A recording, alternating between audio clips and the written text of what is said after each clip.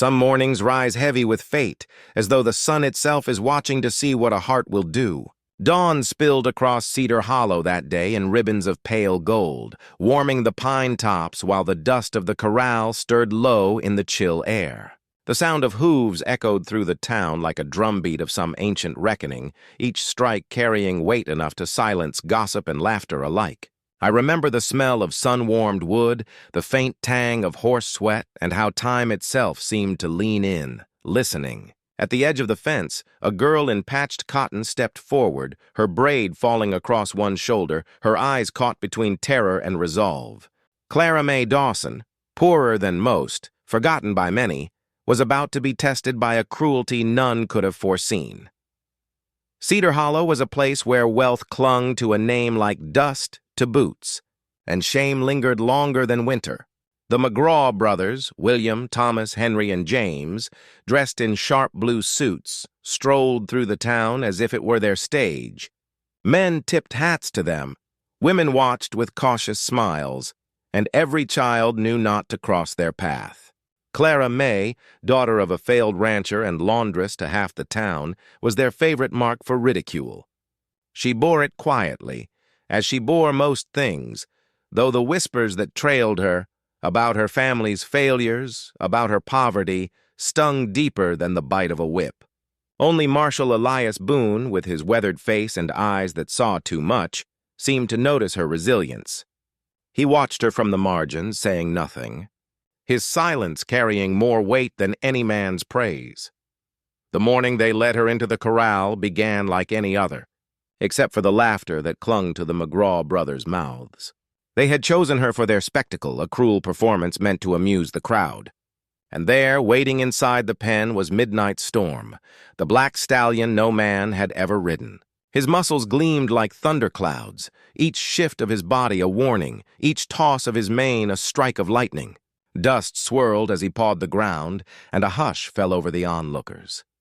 Clara Mae was pushed to her knees in the dirt, her palms pressed to the earth as though she might draw strength from it. I can still see it, the slow fall of her braid across her face, her hands trembling against the soil, her heartbeat echoing in the silence. Midnight Storm reared, hooves slicing the air, casting a shadow that swallowed her small frame whole.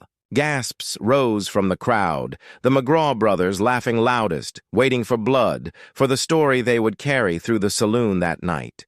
Yet Clara Mae did not scream. Instead, she lifted her eyes and met the stallion's gaze.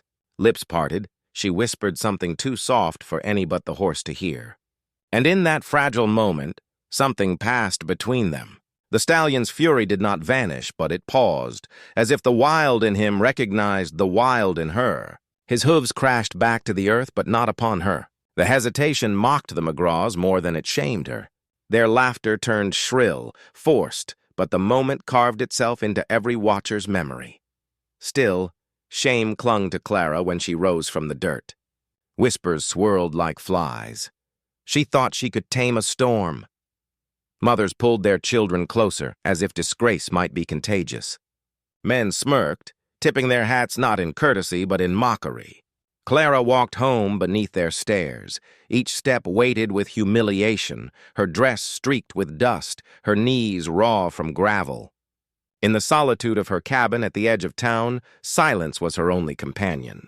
She thought of her father's ranch swallowed by debt, her mother's soft voice now only an echo, and the cruel delight of those who thrived on her pain. Shame seeped into her bones, but it was not rage she felt.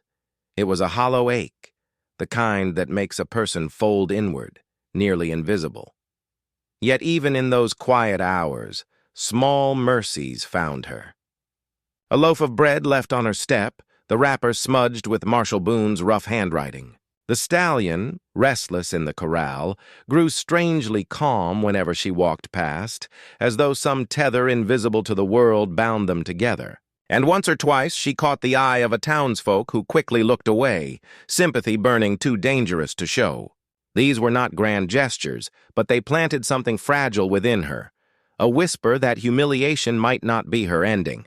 Somewhere beneath the dust and disgrace, Clara Mae Dawson felt the ember of resilience stir. The mornings that followed were quieter, yet not empty. Clara May rose before the town stirred, when the sky was still lavender and the world breathed in hushed tones. She walked to the corral where Midnight Storm paced like a restless spirit, his mane tangled by the night wind, his eyes flashing with the memory of wild hills he had once roamed. At first she only stood at the fence, her hands curled around the rough wood, her breath visible in the dawn chill. The stallion tossed his head, ears flicking, but he did not charge. Day after day she returned, her presence as steady as sunrise. She whispered her mother's words across the fence, gentleness over force, patience over pride, and slowly, the wild creature began to listen. One morning, when the sky blushed with first light, he stepped closer, exhaling a warm breath that tangled in her braid. She reached out her hand, and though he did not yet allow her touch, his nearness was answer enough. Marshal Elias Boone watched these mornings from a distance. He never intruded, never spoke to her then, but she knew he was there. Some days she found her tools sharpened, her broken fence mended, her woodpile stacked higher than she had left it. When their eyes met across the dusty street, he tipped his hat with a slowness that felt like reverence, not routine. There was no declaration between them, no bold words spoken under the gaze of townsfolk. Their bond grew in silence, through gestures that said more than speech could ever carry. Clara felt something bloom inside her, not romance as the world named it, but a recognition, a knowing. To be seen not as a spectacle or a disgrace, but as herself. The McGraw brothers, sensing the shift, could not abide it. Their laughter grew sharper, their lies more poisonous. They whispered in saloons that Clara May had bewitched the stallion, that she was unnatural, a danger. The town listened, torn between fear and fascination. At last, the brothers devised a final cruelty, a festival challenge.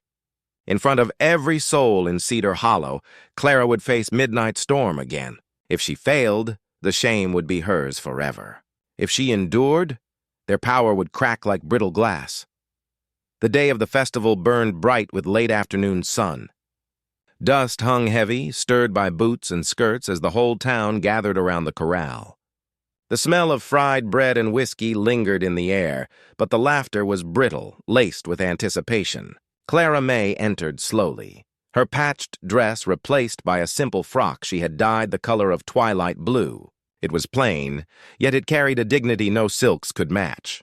Gasps rippled through the crowd, not at finery but at the way she carried herself, shoulders unbowed, eyes steady. The McGraws smirked from the fence line, certain of her ruin. Midnight Storm reared as she stepped into the dust, hooves flashing in the fading light, mane whipping like fire. The crowd drew back, cries breaking the silence. Clara stood still, hands loose at her sides, her gaze unwavering. She did not command him. She simply waited. Dust swirled around her ankles, time slowing until each heartbeat felt like a thunderclap. Then, with a sound that was more sigh than snort, the stallion lowered his head. Clara stepped forward, her hand trembling only once before resting gently on his muzzle. The crowd gasped as Midnight Storm pressed into her palm, as if the earth itself had stilled to witness. Silence followed, vast and heavy. The McGraw brothers' laughter died in their throats. For the first time, the town saw not a poor laundress but a girl who had met wildness with grace and endured. Elias Boone stepped forward through the crowd, his eyes on Clara, not the stallion. He did not speak, but the respect in his gaze shone brighter than any words. One by one, voices in the crowd rose, not in gossip but in cheers, in awe. Clara May Dawson, once their shame, had become their quiet redemption, and so it ended, not with conquest, but with dignity reclaimed. Clara walked from the corral with Midnight Storm at her side, the two moving as if bound by an invisible thread. Behind them, the brothers shrank into their own bitterness, powerless against the strength they had tried to crush. Elias tipped his hat again, slower this time, and in his silence she heard what her heart had longed for all along. Respect, recognition, a kind of love that needed no proclamation. Years later, when I recall that day, I do not remember the jeers or the dust or even the stallion's thunder. I remember the stillness, the way the world seemed to pause as one poor girl stood unafraid before what was wild and untamed. Perhaps, dear listener, you too have your own storm waiting, and when it rises against you, may you meet it not with fear, nor with rage, but with the quiet grace that turns shame into strength and wildness into a companion.